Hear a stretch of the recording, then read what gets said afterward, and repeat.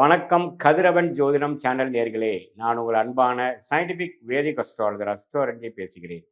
நல்லது நினைப்போம், நல்லதே நடக்கும். இந்த வீடியோவில் நம்ம என்ன பார்க்க போறோம்னா, மிதுன ராசி மிதுன லக்னத்தில் பிறந்த நீங்க எது மாதிரியான கிரக அமைப்புகள் உங்களுக்கு சாதகமாக இருக்கும், எது மாதிரி கிரக சேர்க்கை சாதகமாக இருக்காது, உங்களோட யோகமான தசைகள் என்ன, அவயோக தசைகள் என்ன அப்படிங்கிறது தெரிஞ்சுக்கணும். ஸோ மிதுன லக்னம் மிதுன ராசியில் பிறந்தவங்களுக்கு நீங்கள் திருவாதிரையாக இருந்தாலும் சரி, மிருகசீரிட நட்சத்திரம் கடைசி 2 பாதமாக இருந்தாலும் சரி, புனர்பூச நட்சத்திரத்தில் 3 பாதத்தில் பிறந்தவங்களா இருந்தாலும் சரி, மிதுன லக்னமாக இருந்தாலும் சரி, உங்களுக்கு யோகமான கிரகம் என்னன்னா சனி, சுக்கிரன். சனி திசையும் சுக்கிர திசையும் வரவேண்டிய திசைகளாக உங்களுக்கு 9 கிரகத்தில் வருகிறார்கள். அந்த 2 திசை யோகத்தை கொடுப்பார். அந்த சனி ராகுவோட சேர்ந்திருந்தா யோகம் பாதியாக குறையுது, குருவோட சேர்ந்திருந்தா யோகம் பல மடங்கு உயருது. அதே மாதிரி சனி சுக்கிரனோட சேர்ந்திருந்தாலும் சனி திசை அருமையாக இருக்கும், யோகங்கள் ரொம்ப நல்லா இருக்கும். ஸோ சனிங்கிற கிரகம் குருவோட சேர்வது, குருவோட பார்வையில் வருவது, குரு சுக்கிரனோட சேர்வது, சுக்கிரனோட பார்வையில் வருவது, அதே மாதிரி புதனோட சேர்வது, புதனோட பார்வையில் வருவது, அதெல்லாம் ரொம்ப நல்லது. சனி சேரக்கூடாத கிரகங்கள் பார்த்தீங்கன்னா ராகுவோட சேரக்கூடாது, சூரியனோட சேரக்கூடாது, சந்திரனோட சேரக்கூடாது. மற்றபடி எந்த கிரகத்தோட சேர்ந்தாலும் பரவாயில்லை, செவ்வாய் உள்பட. ஸோ சந்திரன், செவ்வாய், ராகு ராகு சூரியனோட சேரக்கூடாத கிரகமாக சனி வருகிறார். அடுத்த ராஜயோகாதிபதி கிரகம் புதனுக்கு மிதுன லக்னத்துக்கு சுக்கிரன். சுக்கிரன்கிற கிரகம் பாருங்க, ராகுவோட சேர்வது தப்பு, சனியோட சேர்வது சனிக்கு நல்லது, சுக்கிரனுக்கு நல்லது இல்லை. அதே மாதிரி உங்களுக்கு சுக்கிரன் செவ்வாயோட சேரும் பொழுது செவ்வாய்க்கு நல்லது, சுக்கிரனுக்கு நல்லது இல்லை. ஸோ சுக்கிரன் செவ்வாய் சனி ராகுவோட சேருவது அவ்வளோ நல்ல ஒரு அமைப்புகள் கிடையாது. ஆனால் சுக்கிரன் குருவோட சேர்ந்துட்டா புத்திர விஷயத்துல, காதல் விஷயத்துல, குழந்தைகள் விஷயத்துல, திருமண விஷயத்துல, தாம்பத்திய விஷயத்துல சில பிரச்சனைகள் கொடுக்கக்கூடிய அமைப்புகளும் வந்துடும், பார்த்துக்குங்க. ஏன்னா குருவும் சுக்கிரனும் எந்த லக்னக்காரருக்கும் எந்த ராசிக்காரருக்கும் சேரக்கூடாது. அதே மாதிரி சுக்கிரன் ஒரு பௌர்ணமி சந்திரனின் பார்வை ஒரு குரு 5ஆம் பார்வையாக 9ஆம் பார்வையாக பார்த்து விட்டார். அதே சமயத்துல புதனோட சேர்ந்திருக்கார், சூரியனோட சேர்ந்திருக்கார், அருமையாக இருக்கும். ஸோ அதெல்லாம் நல்ல ஒரு காம்பினேஷன்ஸுங்க. அதே மாதிரி வரக்கூடாத திசை மிதுன லக்னம் மிதுன ராசிக்காரர்களுக்கு பார்த்தீங்கன்னா மிகவும் சுமாரான செவ்வாய் திசை, பிரச்சனைக்குரிய செவ்வாய் திசை. அந்த செவ்வாய் திசை வந்ததுன்னா வம்பு வழக்குகள், அசிங்கம், கேவலம், கடன், நோய், அது மாதிரி சில விஷயங்கள்லாம் கொடுக்கக்கூடிய அமைப்புகள் வந்துடும். அது எப்படி இருக்கிறத பொறுத்து. இந்த செவ்வாயே ஓரளவுக்கு நல்லா இருக்காரு, குருவோட சேர்ந்திருக்காரு, சந்திரமங்கல் யோகத்தில் இருக்காரு, சந்திரனும் செவ்வாயும் சேர்ந்திருக்கிறாரு அப்படிங்கிற மாதிரிலாம் இருந்தால் பிரச்சனை இல்லை. கொஞ்சம் பிரச்சனைகள் குறையும், வம்பு வழக்குகள் இல்லாமல் இருக்கும், குறைவாக இருக்கும். ஆனால் அவர் செவ்வாய் சனியோட சேர்ந்துட்டார், செவ்வாய் ராகுவோட சேர்ந்துட்டார் அப்படிங்கிற மாதிரிலாம் போச்சுன்னா ஒன்றுமே செவ்வாய் திசை போட்டு படுத்தும். ஸோ வரவேண்டிய திசைகளாக சனி, புதன், கேது, சுக்கிர திசைகளாக வருகிறது மிதுன லக்னம் மிதுன ராசிக்காரருக்கு, விச் இஸ் வெரி குட்.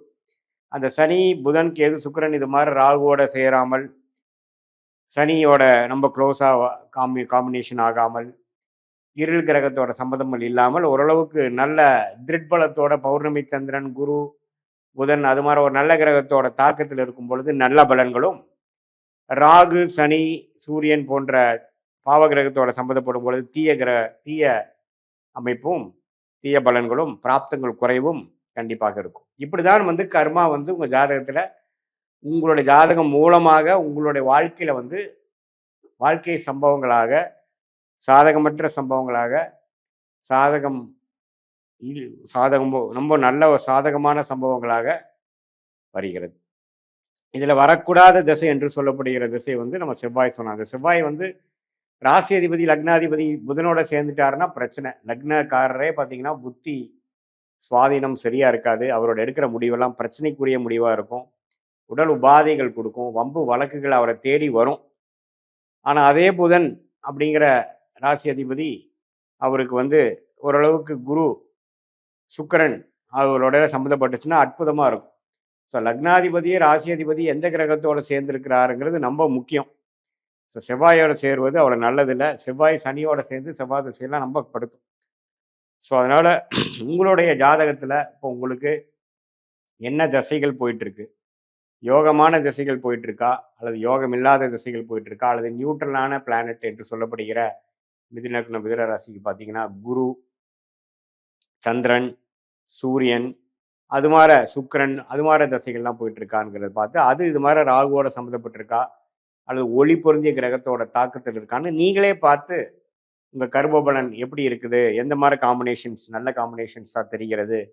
எது மாரி சேர்க்கை நல்ல சேர்க்கை இல்லைங்கிறது நான் சொன்னதெல்லாம் வச்சு பார்க்கும் பொழுது, உங்களுக்கே உங்களுடைய பிராப்தங்கள் என்ன? உங்களுடைய தோஷங்கள் என்ன? அப்படிங்கிறது தெரிந்து, அதுக்கு தகுந்த மார நம்ம வாழ்க்கையில இன்னுமே துல்லியமா பார்க்கணும் அப்படின்னா, உங்களுடைய ஜாதகத்த போட்டு பார்க்கலாம். இது வந்து பொதுவான ஒரு பலனா நம்ம பார்த்துருக்கோம். ஸோ சயின்டிஃபிக் வேதிக் அஸ்ட்ராலஜி முறையில இன்னுமே துல்லியமாக பிறந்த தேதி, பிறந்த நேரம், பிறந்த உரை வைத்து போட்டு உங்க ஜாதகத்தை நம்ம அனலைஸ் பண்ணோம்னா, அடுத்து வரக்கூடிய தசாபுக்திகள் எப்படி இருக்கு? ஷார்ட் டெர்ம் எப்படி இருக்கு? லாங் டெர்ம் எப்படி இருக்கு?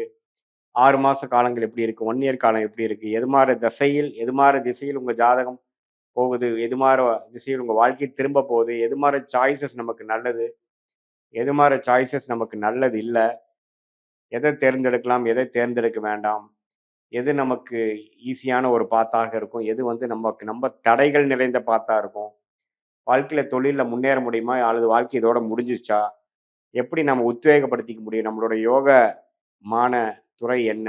அதெல்லாம் உங்களுடைய ஜாதகத்துல இருக்கக்கூடிய காம்பினேஷன் சேர்க்கைய வச்சு நாமளே அறிந்து, அது மூலமா தான் கர்மா செயல்படுதுங்கிறதை தெரிந்து கொண்டு, நம்ம அதுக்கு தகுந்த மாரி வாழ்க்கை திட்டங்களை தீட்டிக் கொண்டு, அதுக்கு தகுந்த மார நம்மளுடைய ஒரு செயல்பாடுகளும், வேலை விஷயமா இருந்தாலும் சரி, தொழில் விஷயமா இருந்தாலும் சரி, அடுத்து வரக்கூடிய கல்யாணம், குழந்தைகள், வெளிநாடு, பிசினஸ் எக்ஸ்பான்ஷன், முதலீடு, இடம், வீடு, வண்டி, வாகனம், தாயார், தந்தையார், நம்மளுடைய பூர்வீக சொத்து, இது மாரி எல்லா விஷயங்களும் எது மாரி அமைப்புகளாக நம்ம ஜாதகத்துல இருக்கு அப்படிங்கிறத நம்ம பார்த்து, ஒண்ணும் துல்லியமா நம்ம பார்க்கும் பொழுது, இன்னுமே வந்து நம்மளுடைய கர்ம பலன் நம்மளோட ஜாதகத்துல எப்படி வெளிப்படுகிறது? எது மார ஒரு சேர்க்கை எந்தெந்த கிரகம் சேர்ந்திருக்கு? சேரக்கூடிய கிரகம் சேர்ந்திருக்கா? சேரக்கூடாத கிரகம் சேர்ந்திருக்கா? இதனால பிராப்தங்கள் என்ன? அப்படிங்கிறதெல்லாம் நம்ம டீட்டெயில்டா நம்ம சயின்டிஃபிக் வேதிக் அஸ்ட்ராலஜி முறையில பார்த்து, அது மூலமாக நல்ல ஒரு பலன்களை நாம பார்த்து, தேவையற்ற செயல்களை, தேவையற்ற முடிவுகளை செய்யாமல், நமக்கு எது நேச்சுரலா நல்லா வருமோ, அது மார விஷயங்கள வந்து நல்லா செய்து கொண்டு, அதுக்கு வேணுங்கிற டைம்லைன்ஸ் புரிந்து கொண்டு, அவசரப்படாமல், நஷ்டப்படாமல், நல்லாவே வந்து பொறுமையாக வாழ்க்கையில் நல்லபடியாக ஜெயிக்க முடியும் என்று சொல்ல விரும்புகிறேன். மீண்டும் மற்றொரு காணொளியில் சந்திப்போம். நன்றி.